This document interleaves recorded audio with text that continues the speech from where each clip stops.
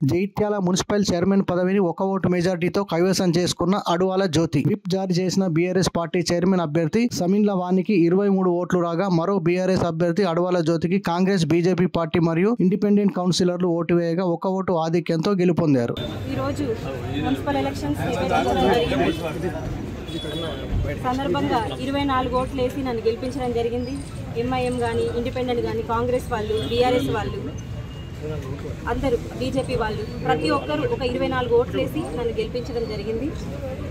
ప్రతి ఒక్కరికి కృతజ్ఞత తెలుపుతున్నాను.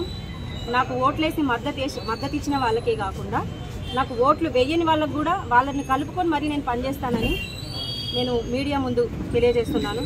ప్రతి ఒక్కరికి హృదయపూర్వక కృతజ్ఞత తెలియజేస్తున్నాను. ఈ జీవో వచ్చింది జీవనన్న వల్ల. జీవనన్న బీసీ మహిళ ఉండాలి ఖచ్చితంగా.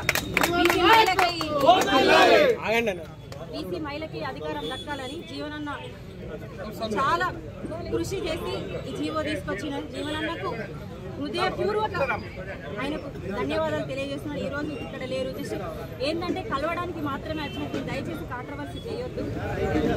ఇంకా నాకు సపోర్ట్ చేసిన ప్రతి ఒక్కరికి, సపోర్ట్ చేయని వాళ్ళకు కూడా హృదయపూర్వక కృతజ్ఞతలు. అందరినీ కలుపుకొని పనిచేస్తా, ప్రతి ఒక్కరితో నేను కలిసే ఉంటా.